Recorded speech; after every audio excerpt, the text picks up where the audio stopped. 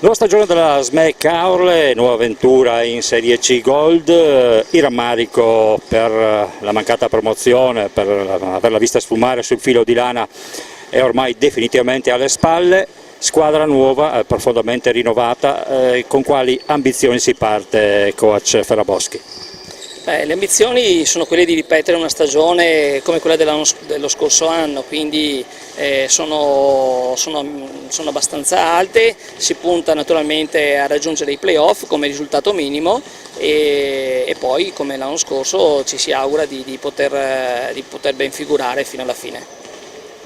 Abbiamo detto squadra profondamente rinnovata, soprattutto perché era anche logico attenderselo, ci sono state molte richieste per i ragazzi dello scorso anno. Quest'anno con i nuovi come giocherà la squadra? Magari è anche troppo presto per dirlo, ma insomma orientativamente.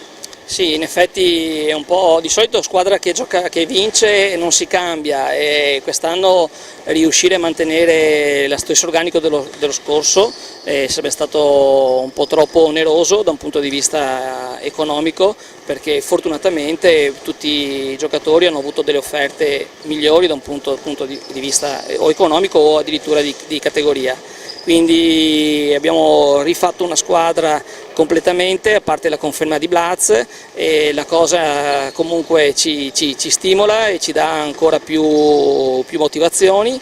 E come giocherà? È una squadra che scopriremo di volta in volta. Anch'io sulla carta posso avere delle idee, ma sarà il campo a farmi capire bene in che direzione dovremo muoverci. Sicuramente rispetto all'anno scorso è cambiata e avremo un po' più la propensione ad usare le guardie in uscita dai blocchi, a coinvolgere, avremo più occasioni anche di sfruttare delle collaborazioni tra esterni e lunghi. Però ecco, come dicevo prima, dovremo misurarci sul campo prima di poter capire bene come sfruttare al meglio le nostre potenzialità.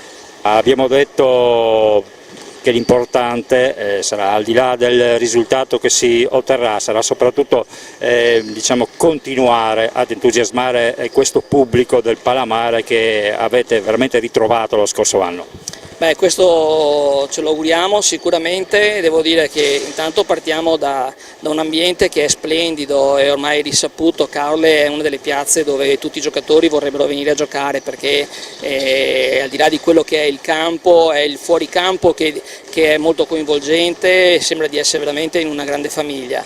E naturalmente ci auguriamo, come è stato l'anno scorso, che ci sia un aumento delle persone che verranno a vederci, e in funzione anche di questo sono state fatte delle scelte tecniche che portano ad avere ci auguriamo, una pallacanestro che sia anche spettacolare e che sia piacevole proprio da vedere.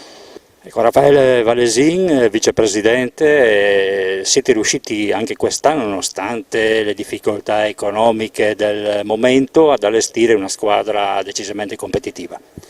Sì, diciamo che il contesto economico non è dei migliori per fare attività sportiva. Gli sponsor chiaramente sono sempre meno, si fa sempre più fatica a coinvolgerli, sia dal punto di vista diciamo, delle motivazioni che poi concretamente, quindi economicamente.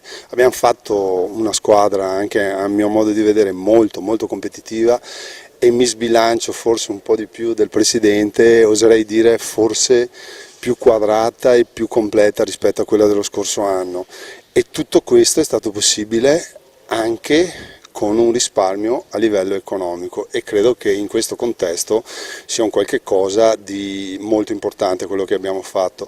C'è da dire una cosa, che non abbiamo voluto scendere a trattative a rialzo con altre società che poi alla fine hanno beneficiato di alcuni giocatori che avevamo qua, in primis Cucchi e Biegovic, che sono andati a Mestre per delle offerte chiaramente dal punto di vista economico irrinunciabili, e che noi non abbiamo voluto soddisfare ovviamente.